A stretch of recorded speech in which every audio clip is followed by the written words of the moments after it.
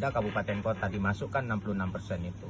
Kenapa? Karena amanat Undang-Undang nomor 1 tahun 2022. Jadi dengan tentunya akan ada kenaikan karena ada option ini. Tapi kenaikannya itu adalah untuk manfaat lebih kepada kabupaten kota. Jadi langsung ditransfer ke rekening kabupaten kota oleh pemerintah pusat.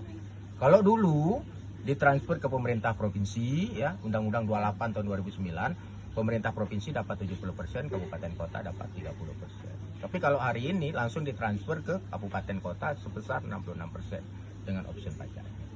Jadi tidak kemudian secara umum tidak pula ada kenaikan di pajak provinsi, ya. Tapi karena ada option jadi naik.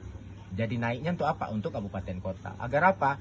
Agar pendapatan kabupaten kota itu meningkat dan mereka bisa lakukan program-program di infrastruktur sesuai dengan Impres nomor 1 tahun 2025. Nah, ini yang kemudian yang perlu kami sampaikan, bahwa tak ada kemudian menjadi ranah atau campur tangan Pak Gubernur terkait kemudian kenaikan option pajak.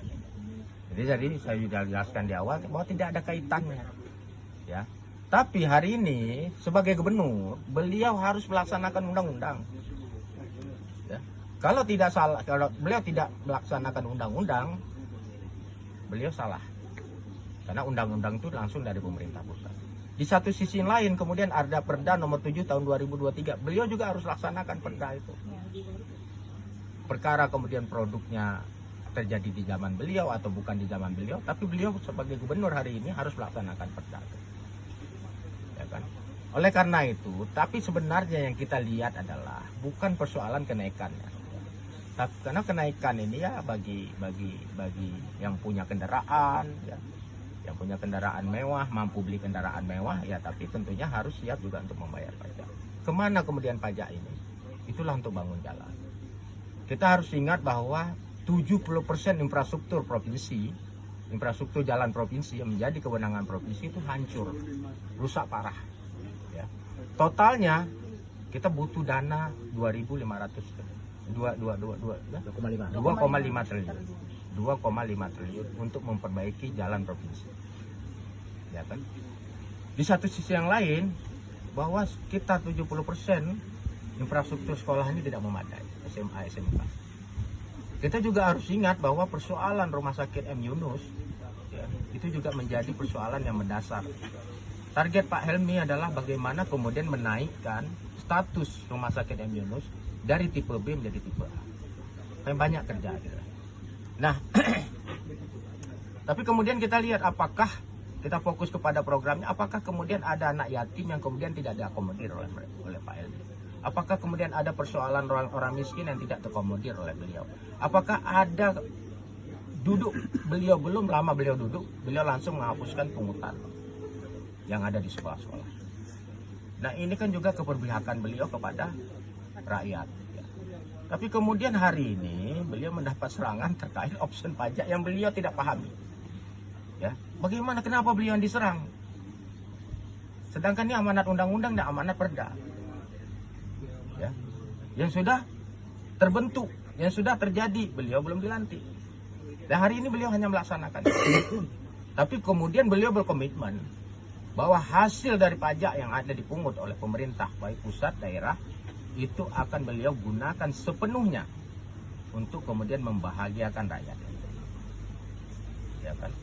Seluruh jalan yang menjadi kewenangan provinsi di seluruh kabupaten kota, beliau komitmen untuk beliau perbaiki. Ya, kesehatan beliau komitmen untuk perbaiki. Anak yatim beliau angkat anak, bahkan seluruh pejabat provinsi beliau perintahkan untuk mengangkat anak yatim. Ya kan? Beasiswa, mungkin kemarin teman-teman melihat bahwa ada anak yang diterima di 10-11 dan beliau riang sekali memberikan bantuannya terhadap.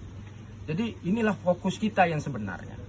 Ya, fokus kita yang sebenarnya adalah program-program yang tujuannya adalah bagaimana membahagiakan rakyat. Ya, jadi terjadi kenaikan pajak dan sebagainya, itu adalah sebenarnya langkah yang dilakukan oleh pemerintah pusat agar kemudian anggaran pemerintah daerah ini, terutama kabupaten kota itu bertambah. dan bisa digunakan untuk membangun infrastruktur yang ada di daerah-daerah. Ini yang kemudian kita ambil sisi positifnya. Sisi positifnya, uang itu enggak kepada gubernur, uang itu tidak kepada bupati, uang itu tidak kepada wali kota, tapi uang itu masuk pada kas daerah yang kemudian digunakan untuk pembangunan di daerahnya masing-masing. Jadi semuanya terjangkau. Jadi rakyat miskin yang tadinya pergi ke ladang, dia harus jatuh bangun karena jalan berlubang. Kita pastikan bahwa kan 3 tahun ke depan itu ini tidak akan terjadi lagi. Kalau kemarin bagaimana antrian di M Yunus itu, ya, antri untuk berobat dan sebagainya dengan fasilitas yang kurang memadai, kita pastikan bahwa itu akan teratasi. Kita pastikan anak-anak yatim yang selama ini tidak punya orang tua itu diangkat. Kita pastikan kemudian anak-anak kita yang berprestasi di sekolah itu mendapatkan prioritas bagi siswa tersebut. Dan kita pastikan bahwa infrastruktur pendidikan, infrastruktur kesehatan itu juga akan diperbaiki. Inilah anggaran yang hari ini diberlakukan, ya, diarahkan oleh Pak Gubernur Helmi Hasan. Jadi marilah kita sama-sama hari ini punya visi yang sama, mendukung program ini, ya kan. Bagaimana kemudian kesejahteraan rakyat ini bisa meningkat, infrastruktur bisa memadai, dan semuanya persoalan-persoalan kerakyatan ini bisa teratasi. Nah, kalau kemudian Helmi Hasan kemudian tidak memikirkan infrastruktur, anak yatim kemudian tidak terabaikan,